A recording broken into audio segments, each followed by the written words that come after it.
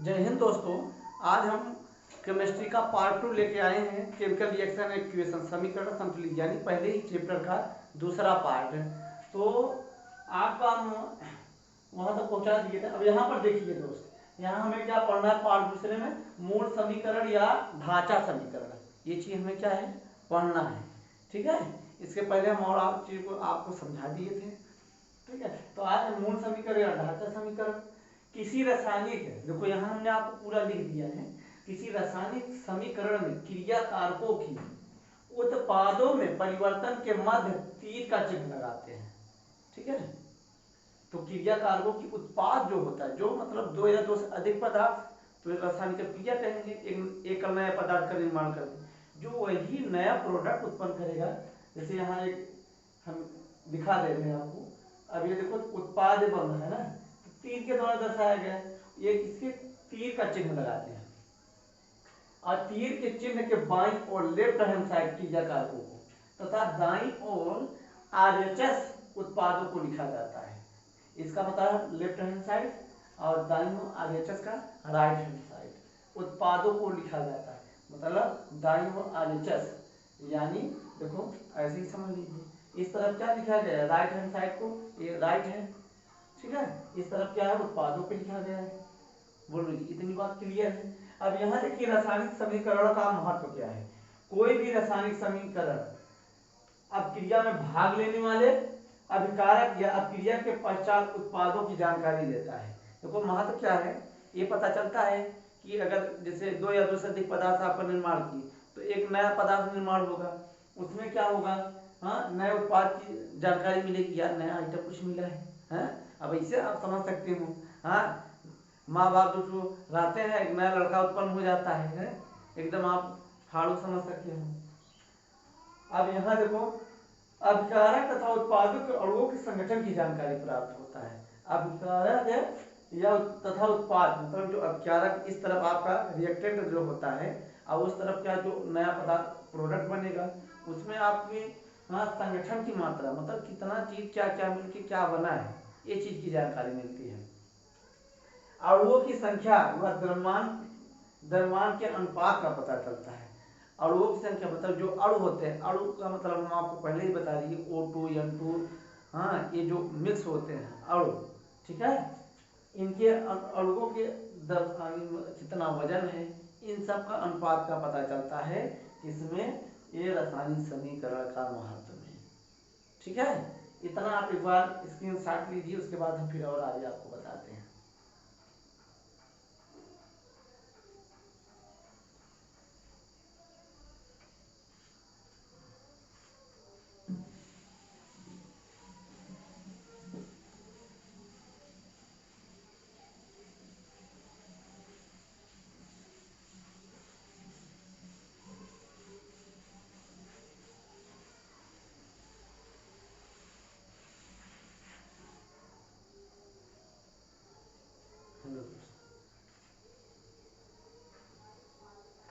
और हम आपको बता दें रासायनिक समीकरण से अब क्रिया की प्रकृति का पता चलता है, मतलब उसकी कैसा प्रकृति, कैसी नेचर है।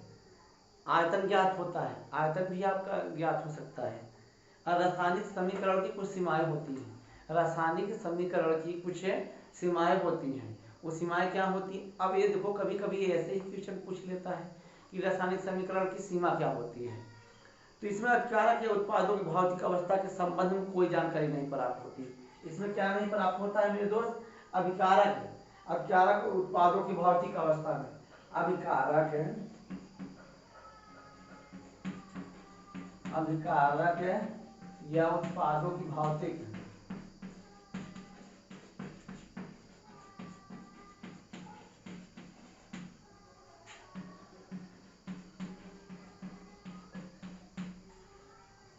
एक इसमें हम आपको इसकी कुछ सीमाएं होती हैं।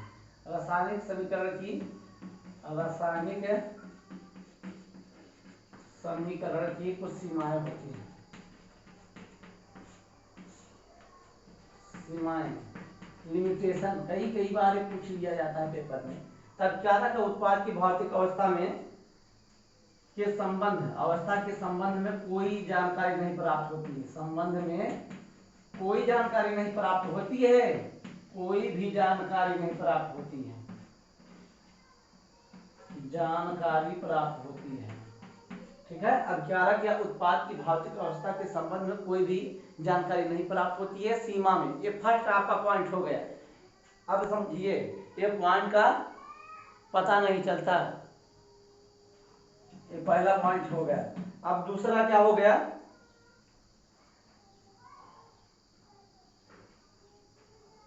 इसमें अब क्रिया के संपन्न होने पर, इसमें अब क्रिया जैसे संपन्न हो रही, इसमें अब क्रिया के संपन्न होने के पश्चात, इसमें अब क्रिया के संपन्न, जो भी अब क्रिया हो रहा है वो कंप्लीट हो जाता है। वो सब क्रिया के कंप्लीट हो जाने के बाद ताप दाब एवं उत्प्रेरक आदि की जानकारी नहीं मिलती। अब देखो, इस अब क्रिया के अब क्रिया संपन्न हो जाती है। अब क्रिया संपन्न होने के उपरांत ताप दाब आदि के संबंध में जानकारी नहीं प्राप्त होती, जानकारी नहीं प्राप्त होती है। अब क्रिया संपन्न होने से ताप दाब की आदि की जानकारी की कोई अभाव नहीं होता है। बात क्लियर है। अब उसके बावजूद देखो, उत्पादों का, अब तीसरा पॉइंट देखो, उत्पादों अभिकारक तथा उत्पादों के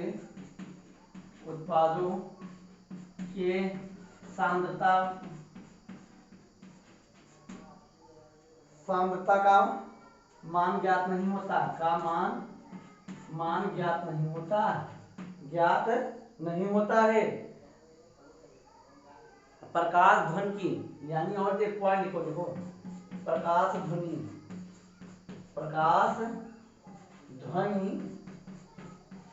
की,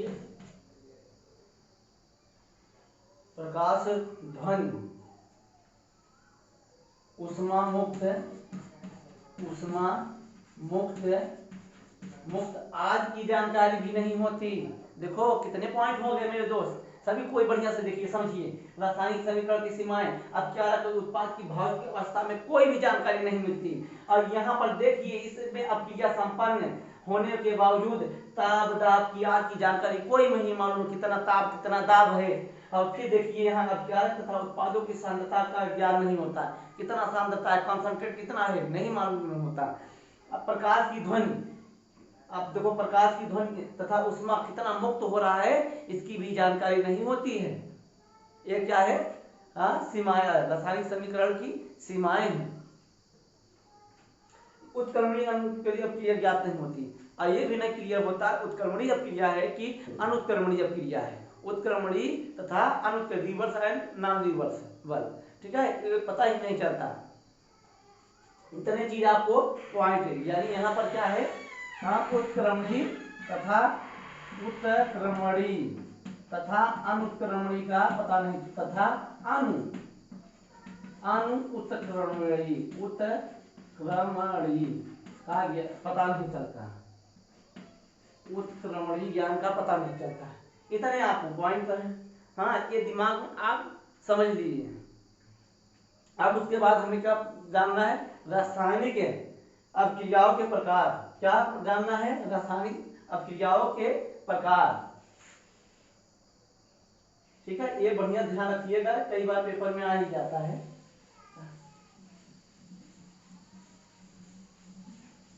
देखो लिमिटेशन आप, हाँ, जितनी सीमाएं थी 4-5 पॉइंट वो हम आपको बता दिए हैं। अब हमें क्या सीखना है, रासायनिक अपक्रियाओं के प्रकार, टाइप ऑफ केमिकल रिएक्शन, यानी रासायनिक अपक्रिया कितने प्रकार से होते हैं। ठीक है। अब यहाँ पर रासायनिक अपक्रिया कितने प्रकार, रासायनिक अपक्रिया के प्रकार, टाइप्स ऑफ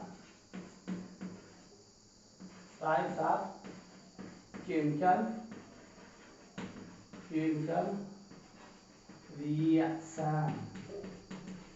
रिएक्शंस, यानी रासायनिक अपक्रिया के प्रकार। ठीक है, कितने प्रकार होते हैं। देखो, किसी रासायनिक अपक्रिया के परमाणु आपसी संबंध को तोड़ने और जोड़ने के लिए नए पदार्थ का निर्माण होता है। ठीक है, क्या होगा जी, आप बढ़िया से आप समझिए। ठीक है, किसी रासायनिक अपक्रिया में परमाणुओं को आपसी संबंध को तोड़ने एवं जोड़ने के लिए नए पदार्थ का निर्माण होता है। किसी नए पदार्थ को आपका निर्माण करना है तो जोड़ना एवं तोड़ना पड़ेगा।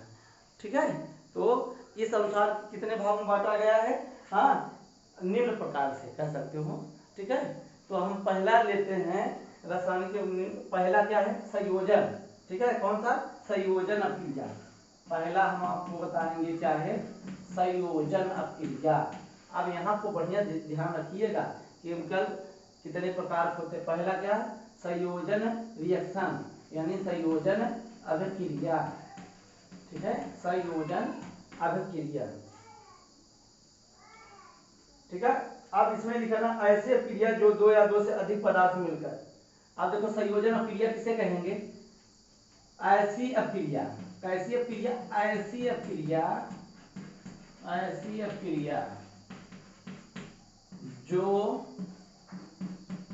दो या दो से अधिक पदार्थ, अधिक पदार्थ का निर्माण करते हैं।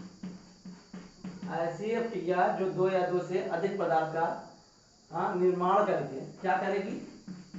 निर्माण करके एकल पदार्थ का निर्माण, एकल पदार्थ बनाए, एकल पदार्थ बनाए। ऐसी क्रिया को क्या बोला जाएगा? संयोजन। क्या बोला जाएगा? संयोजन। देखो ऐसी क्रिया दो या दो से अधिक, ठीक है, पदार्थ मिलकर एकल पदार्थ का निर्माण करे।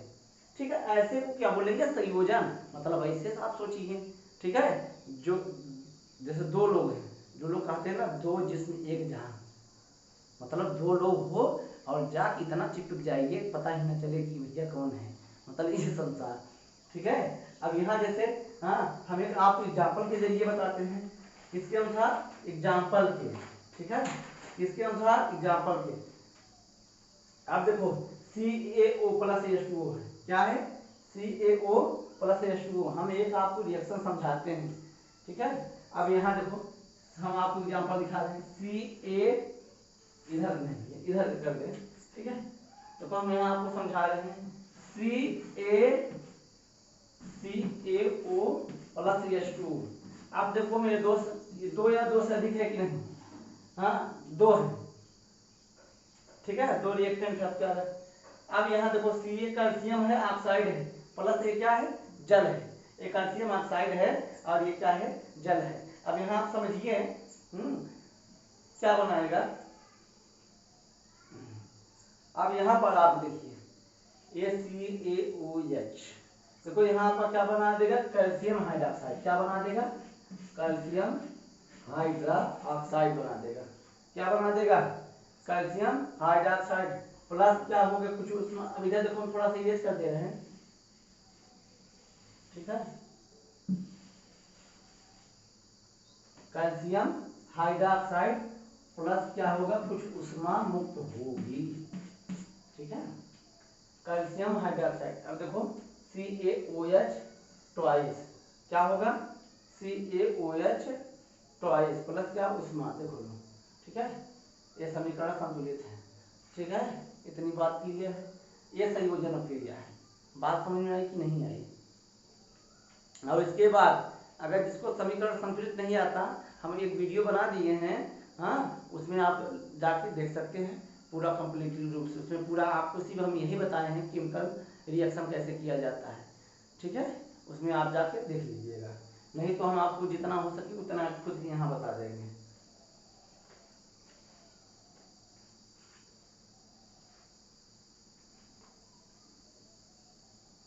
आप देखिए और तो बहुत से रिएक्शन है, आप क्या इतना करिए। आप ये देखिए हाइड्रोजन है कि नहीं? ये क्या है? यह Cl है। क्या है? यह Cl। सॉरी, ये तो दूसरा बन जाएगा। अब देखो ये क्लोरीन है। ठीक है, अब यहाँ पर देखिए आप समझिए। अब ये क्या बनेगा? यह Cl बनेगा। क्या बनेगा? HCl बनेगा। क्या बनेगा जी? यह Cl बनेगा। देखो यहाँ हाइड्रोजन है, यहाँ क्लोरीन है। अब यहाँ आप एक चीज देखिए, ये बनने का नियम हम आपको पहले भी बताए हैं। Cl, हाइड्रोजन का एक, क्लोरीन का एक, इनके पास क्या बनेगा HCl। ये फार्मूला आपका बन गया HCl। लेकिन एक चीज समझिए, हाँ, जो अभी देखो सारा का सारा वही फॉलो हो रहा है। अभी आपने क्या पढ़ा, रासायनिक समीकरण कैसे बनाया जाए। अब देखो ये दो या दो ये अब क्या रख है, और नया प्रोडक्ट बना तीर के द्वारा दर्शाए कि नहीं, ठीक है। और आप समीकरण को संतुलित भी कर सकते हैं। देखिए हाइड्रोजन यहाँ पर 2 है, यहाँ पर क्या है 1 है, क्लोरीन 2 है, यहाँ 1 है, तो समीकरण संतुलित करना आप जानते हैं। जब भी लगाएंगे इसके पहले, क्योंकि फार्मूला में छेड़खानी नहीं कर सकते हैं, हाँ। तो आप, अरे भैया आप सोचिए, अगर आप बहादुरी दिखाना हो सामने से आइए ना कि आप हम हीरो हैं, हाँ, पीछे से थोड़ी है वार किया जाएगा। भैया दम है तो आगे आइए आप। तो यहाँ 2HCl बनाया कि नहीं, ये क्या है हाइड्रोजन है, ये क्या है क्लोराइड है, मिलके क्या बनाया हाइड्रोजन क्लोराइड। ये क्या है HCl जिसे बोला जाता है एसिड, हाइड्रोक्लोरिक एसिड। अब और भैया एग्जाम्पल देख सकते हैं, चाहे जितना आप लीजिए ना, के लीजिए, आप देखो HCl2 है। अब आपको लग रहा है कि सभी यहाँ पे H2O हो गया, यहाँ पर K है, तो कहा यहाँ K2 नहीं कर दिए, हाँ। हम जानते हैं आपके मन में ऐसा चल रहा है, तो भैया ये साफ सी बात है। हम आपको थोड़ा समझा दे, इधर थोड़ा इरेज कर दे रहे हैं, हाँ, 2 या 2 से अधिक पदार्थों वाला, ठीक है, परिभाषा ये था। अब यहाँ भैया इसलिए कर दिए हैं, देखिए पहले समझिए, K + Cl2। अब यहाँ देखिए ना, ये K है, हाँ, ये Cl है। अब यहाँ पर देखिए, यहाँ पर जो हाइड्रोजन था ये गैस है, ये Cl2 गैस है। जब ये गैस रहता ना रिएक्शन करेगा, आप नहीं देखे हैं, जैसे कोई लोहा का जो जाली वाली होता है, ऑक्सीजन वो ऐसे डायरेक्ट रिएक्शन नहीं करता। अगर ऑक्सीजन गैस रहेगा तो रिएक्शन करेगा, जैसे जिंक + O2 जिंक ऑक्साइड बनाता है, ठीक है। ऐसे यहाँ भी हाइड्रोजन नहीं गैस हो जाएगा तभी अपने आप रिएक्शन करेगा। ये तो आपका धातु है, यह धातु है, ठीक है, इस अनुसार रिएक्शन करता है। अभी यहाँ पर देखिए K का संयोजकता 1 है, क्लोरीन का 1 है, इनके पास एक KCl बन गया। क्या बना KCl बन गया। अब जब KCl बन गया तो देखो क्लोरीन यहाँ 2 है, समीकरण संतुलित करना पड़ेगा। देखो क्लोरीन यहाँ पर कितना है 1 है, इधर कितना है 2, तो यहाँ भैया सामने लगाइए 2, इधर लगा दो गलत हो जाएगा, ठीक है, क्योंकि हम आपको बता दिए कैसे क्या बनेगा। अब यहाँ KCl 2 के है, तो यहाँ भैया आप प्रेम से 2 लगा दीजिए। अब ये चाहे जितना आप बनाइए, जिंक लीजिए + HCl लीजिए, ठीक है, हाँ, अरे कोई भी चीज़ लीजिए, चाहे Cl ले लीजिए, Mg ले लीजिए। अब देखो, हाँ, ये क्या लिए Cl ले लीजिए। अब देखो ये किया, क्या बनाएगा Cl2 बनाएगा। देखो जी क्यों बनाया, ये Cl है, Cl का 1 होता है, Ca का 2 होता है, इनके पास बनाया Cl2। देखो Cl2 बनाया कि नहीं। अब देखो क्लोरीन 2 है, यहाँ 2 है, देखो कंप्लीट है। ये देखो सब एकल रिएक्शन बता रहे हैं कि नहीं, बोलो जी, इतनी बात क्लियर है कि नहीं, हाँ, कि संयोजन और क्रिया क्या होता है, 2 या 2 से पदार्थ मिलकर एकल उत्पाद का निर्माण करते हैं, उसे क्या बोला जाता है संयोजन और क्रिया बोलते हैं। बोलो मेरे दोस्त, अगर अच्छा लगे वीडियो तो भैया लाइक और सब्सक्राइब करिए। और देखिए, चाहे जितना आप बनाइए।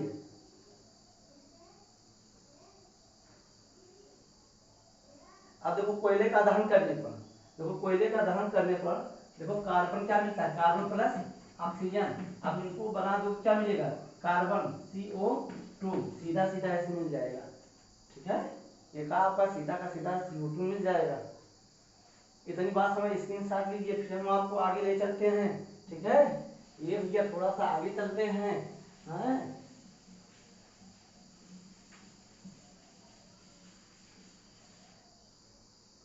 अब आइए भैया थोड़ा सा आगे, ठीक है।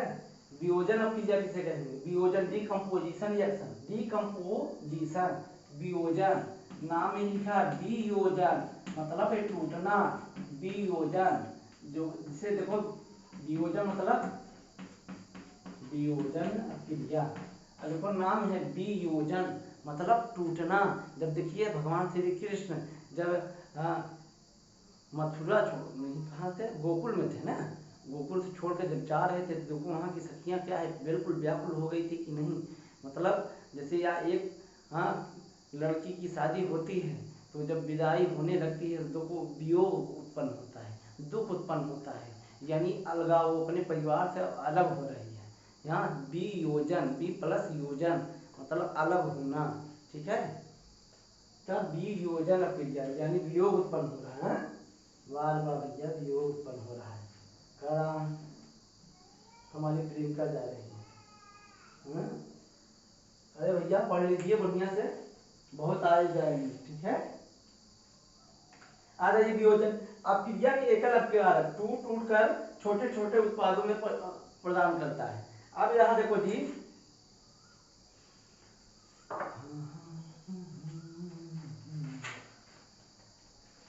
अब यहाँ पर देखिए वियोजन अपक्रिया, क्या देखना, वियोजन अपक्रिया। इस अपक्रिया में एकल अपकर्मक है, इस अपक्रिया में एकल अपकर्मक टूट टूट कर छोटे छोटे उत्पादों प्रदान करता है, उसे वियोजन अपक्रिया। मतलब ऐसे जो छोटे छोटे अणुओं अपन अलग अलग तोड़ दे, ऐसी अपक्रिया को क्या बोला जाए, वियोजन। मतलब अलगाव उत्पन्न हो रहा है ना, ऐसे आप सीधा समझ लीजिए। अब देखो हम एग्जाम्पल आपको बताएंगे, अपने आप समझ में आ जाएगा। चाहे तो ऐसे आप इस अपक्रिया में एकल अपकर्मक, इस अपक्रिया में देखो एकल अपकर्मक रहेगा, एकल अपकर्मक रहेगा। कैसा अपकर्मक रहेगा, एकल अपकर्मक रहेगा। और ये टूट कर जो कहते हैं शीशे का दिल था पत्थर के जमाना, दिल टूट गया। तो टूट टूट कर क्या है, छोटे छोटे दो अलग अलग भागों, छोटे छोटे अलग अलग भागों में टूट जाता है, अलग अलग भागों में विभाजित अलग अलग हो जाते हैं। ऐसी क्रिया को क्या बोला जाता है, वियोजन क्रिया। क्या बोला जाएगा, वियोजन। क्या बोला जाएगा जी, वियोजन। जब एकल अभिकर्मक होगा और टूट कर अपने खंड में डिवाइड हो जाएगा तो ऐसी क्रिया को क्या बोला जाएगा, वियोजन क्रिया बोला जाएगा। अब इसमें क्या हो जाएगा, अब आप लीजिए फेरस सल्फेट। क्या है, फेरस सल्फेट।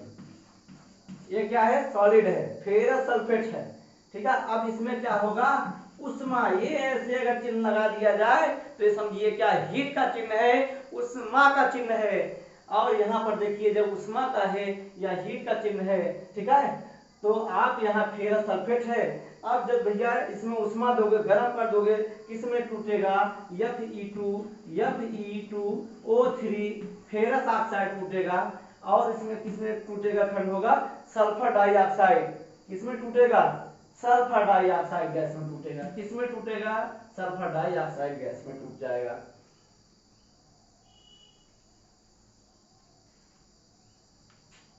अब एक चीज और ध्यान रखिएगा, और क्या टूटेगा भैया, वियोजन अपक्रिया 3 प्रकार की होती है। अब इसमें हमें क्या पढ़ना है, वियोजन अपक्रिया कितने प्रकार की होती हैं, 3 प्रकार की। अब यहाँ दोस्तों हम अब नेक्स्ट पार्ट में पढ़ेंगे वियोजन अपक्रिया, ठीक है। आज के लिए बस इतना ही मेरे दोस्तों। अगर अच्छा लगे तो आप लाइक एवं सब्सक्राइब कीजिए तथा शेयर कीजिएगा अपने दोस्तों के साथ। जय हिंद।